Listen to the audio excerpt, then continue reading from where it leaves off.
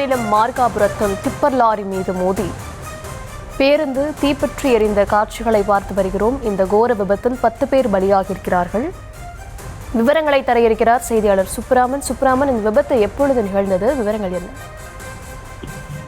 தர்ஷினி வணக்கம். ஆந்திர மாநிலத்தில் tipper லாரியும் Volvo சொகுசு பேருந்தும் நேருக்கு நேர் மோதி தீப்பற்றி எரிந்த விபத்தில் 10 பயணிகள் பலியாகி இருக்கிறார்கள்.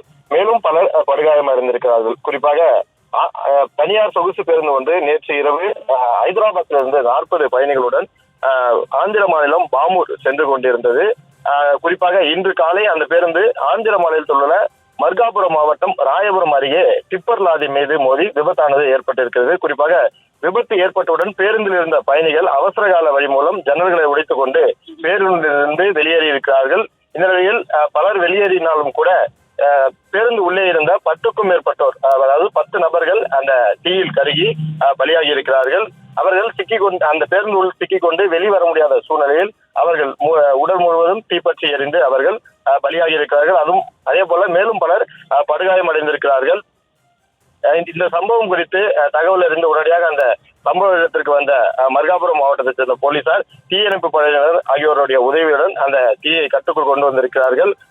கட்டுப்படுத்தி உள்ளே சென்று பார்த்தபோது அதாவது அங்கு உள்ளிருந்த அந்த உடல்கள் உயிரோடு எரிந்து இருந்திருக்கிறது. அந்த உடல்களை மீட்டு மருத்துவமனைக்கு அனுப்பியிருக்கிறார்கள். அதே போல இந்த விபத்து குறித்து வழக்கு பதிவு செய்து விசாரணையானது நடைபெற்று வருகிறது.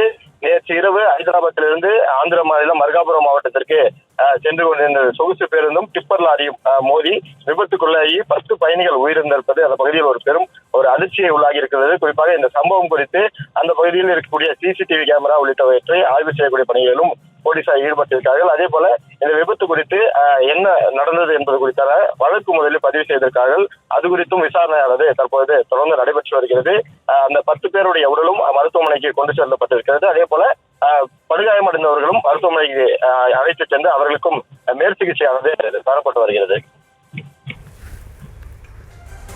விவரங்களுக்கு நன்றி.